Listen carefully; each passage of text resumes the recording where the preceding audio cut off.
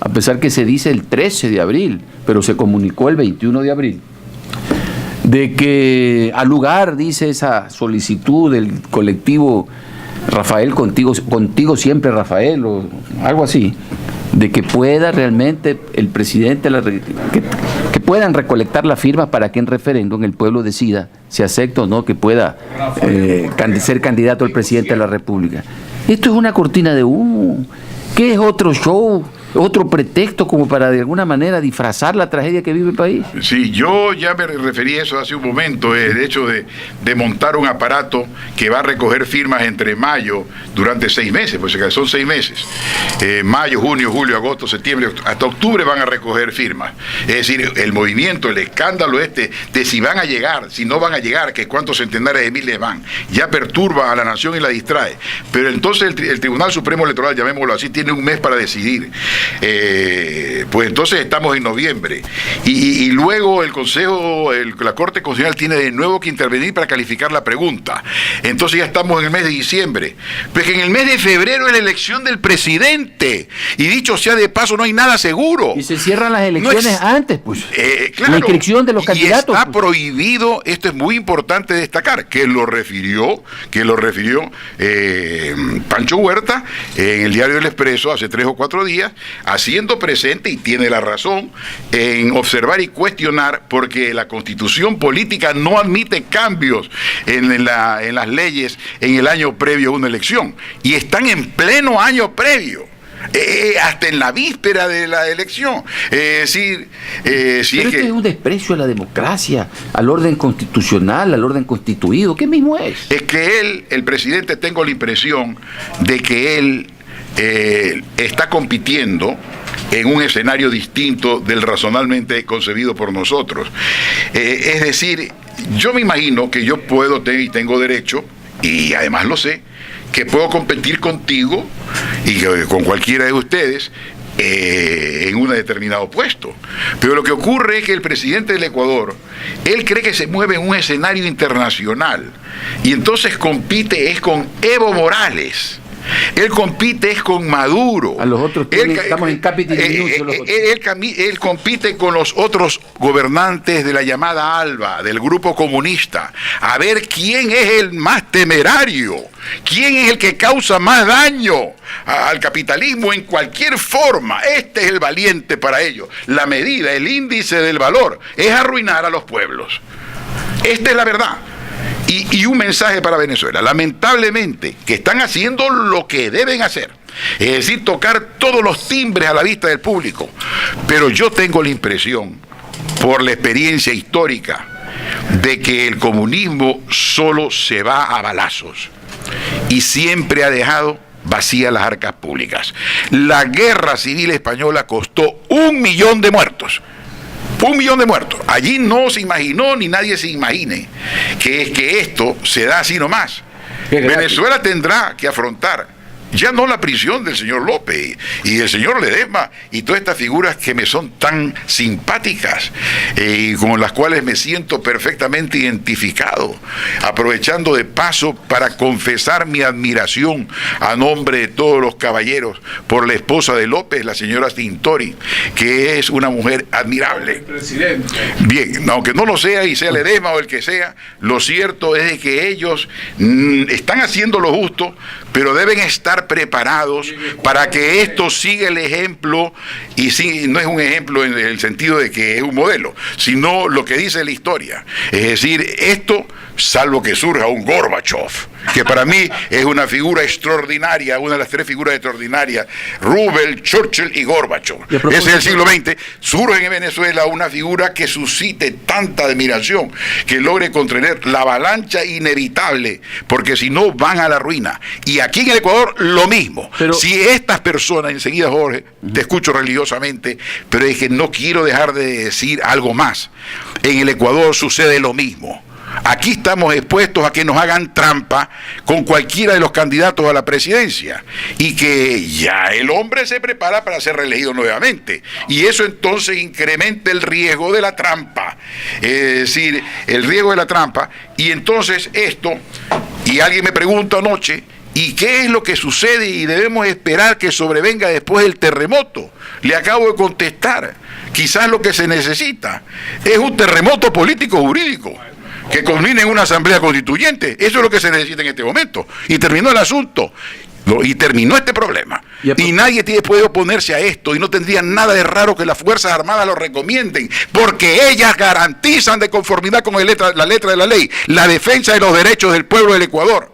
Y entonces tienen que tenerlo presente, lo saben perfectamente bien. Me demoré 2 semanas en demostrarlo, hice un estudio científico desde la fundación de la República, y toda la vida desde la fundación de la República de 1830 se repitió que las Fuerzas Armadas garantizan los derechos de los ciudadanos, y los derechos de los ciudadanos a tener esperanza, y este gobierno nos quitó la esperanza con las manos sucias. Y a propósito de un Gorbachov extraordinario y de gente simpática como Ledesma, como Capriles, etcétera, etcétera, en Venezuela, el propio presidente, ante una entrevista cuando viajó hacia los Estados Unidos en CNN, manifestó que además de la belleza que tiene el Ecuador tiene un hombre simpático como presidente. ¿Quién dijo eso? El propio presidente de la República. Lo dijo de manera pública al mundo. Que la otra de las grandes cosas maravillosas que tiene el Ecuador es él como persona, como simpático. Realmente erótica, perdón, ¿cómo? ¿Qué? Neurótica o erótica. Es decir, la idea es de que esa simplemente es una enfermedad. Es la enfermedad de Narciso. Yo fui el que identifiqué a Narciso con la política en el año 1979 y 80. Enfermedad del lujo inventó una serie de frases en el idioma político del Ecuador, y una de ellas fue esta. Entonces, este presidente que tenemos, él se cree una persona, un modelo, Narciso, que tenía derecho, Narciso, a andar en bicicleta al pie de un volcán. O felizmente murió el viejo George, el Galápagos terrible, que le pusieron 1000 hembras y no le hizo caso. Anthony Quinn tuvo un hijo a los 75 años con su secretaria. El viejo George no quería saber nada de esto. Ya había colgado todas sus herramientas. Yo lo conocí al viejo George, ha sido el animal más horrible del mundo, pero me quedó mirando de una forma muy tierna, no sé por qué. Bien, adelante. Entonces, esto de tener un presidente vanidoso, que está a la casa del Papa.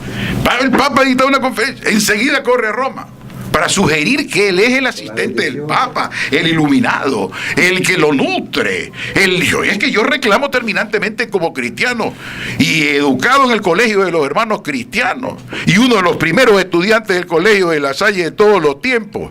Yo demando a la Iglesia Católica que limite estas visitas y que se identifique con un hombre que en este momento está rechazado por alrededor del 75% del pueblo del Ecuador. Oiga, pero están instrumentando todo esto es para conducir esto como lo han conducido siempre, como lo condujeron para integrar falsamente en la actual Asamblea Legislativa, desorientando a la gente en los puestos, aplicando el sistema de Hon y transformándolo para excluir a las minorías, y todas estas trampas que se dieron y esta composición fraudulenta donde ellos lo que tienen derecho a tener es 75 diputados y tienen 130, y la diferencia es la que se le han robado al pueblo, a los hijos, a los sobrinos de ustedes. A propósito de la iglesia, ayer el arzobispo de Portoviejo, el monseñor Ruiz, manifestó que se estaba haciendo un uso politiquero de este tema del terremoto y que reclamaba en esto transparencia, seriedad y que haya, por favor, lo dijo el arzobispo. Conciencia. Lo dijo el arzobispo. Pero hay otro punto que hay que admitir a la cooperación. Es necesario insistir en que la reconstrucción de la nación solo será posible saliendo de la recesión. Es que están íntimamente vinculados, porque en la reconstrucción tiene que ver la sociedad civil, que mientras el agobio con impuestos no va a poder aportar. Entre paréntesis, porque yo estoy lleno de frases elogiosas para reconocer los méritos de todos, como lo estoy demostrando, porque también reconozco en el señor Correa que tuvo algunos motivos que son apreciables, pero por supuesto, ¿no? Entonces, hoy día, por ejemplo, en el canal de televisión, en Televistazo, oí al que fue prefecto de Pichincha y que es director de Avanza, Ramiro González, demostrar que no se necesita crear ningún nuevo impuesto para la reconstrucción, que no se necesita. Ya Juan José Illigor había publicado en El Universo un artículo donde demostró que reduciendo simplemente 1/9 un noveno de lo que el gobierno gasta en sueldos de la burocracia, ese un noveno podía contribuir definitivamente a que no haya un impuesto. Pero han habido otros aportes, y por ejemplo el de ahora, el del señor prefecto, el prefecto de Pichincha y director de Avanza, él demuestra cómo, esta fue tesis mía, y de luego de otros, sino que yo la pronuncié primero. Es decir, es una deshonestidad y una inmoralidad imponerle a un pueblo un impuesto sabiendo que el gobierno tiene el deber de vender los inmuebles que ha confiscado y los bienes que ha confiscado. Es decir, por ejemplo, y necesitamos que venda TAME, que está con déficit, la empresa TAME, que la privatice, que la venda, pero que la venda no hoy con arreglos, con los arreglitos que han acostumbrado a hacer. Que se sigan cayendo los aviones, porque ayer se fue. Entonces eso es un bien que debe ser vendido y se calcula que eso produce centenares de millones. La telefonía móvil, el servicio de telefonía móvil, que produce centenares de millones, que se venda, pero todo esto en forma legítima y con competencia y auditoría internacional, porque es que nadie cree en este gobierno. Es que nadie le va a dar un centavo a este gobierno, ni deben dárselo. Pero es que las telefonías son privadas. Pues. Pero me refiero a la telefonía móvil que maneja el gobierno. Sí, la concesión del espacio o de la frecuencia nada más. Ya. Porque los otros son dos empresas privadas. Sí, claro, es claro, y la otra. Sí, a eso me refiero. Que también tiene una participación el Estado en las cementeras, que están por cubrir, que las debe. Los canales de televisión. Que venda ese derecho. Los canales de televisión que tanto hablaron y dejaron a los Isaías y tienen y han retenido y confiscado esto porque son medios de propaganda de ellos. El Banco del Pacífico y todo esto significa, según estos cálculos, que unido significa 1.783 millones. Que aquí, que no necesitamos de nadie, ya los tenemos 1.783 millones. El seguro de todos los bienes asegurados del Estado, el seguro Sucre tiene que pagar centenares de millones por concepto de seguridad ya mismo. Eso permitirá reconstruir las escuelas y todo lo relativo a los hospitales que se han caído. Y aparte de eso tenemos 1.460 millones de los organismos multilaterales de crédito y los 1.000 millones de los seguros en Seguro Sucre. Entonces, no necesitamos el impuesto. Más impuestos. Más impuestos. No necesitamos. Este es un mensaje cordial y afectuoso, cordial y terminante entre los hombres a los diputados y diputadas para que voten en contra de este proyecto ruin que lo que quiere es esconder y allí jugar el déficit que tiene otras soluciones. Vamos a un corte y seguimos con el doctor Jaime de Merval, luego de esta pequeña cadena.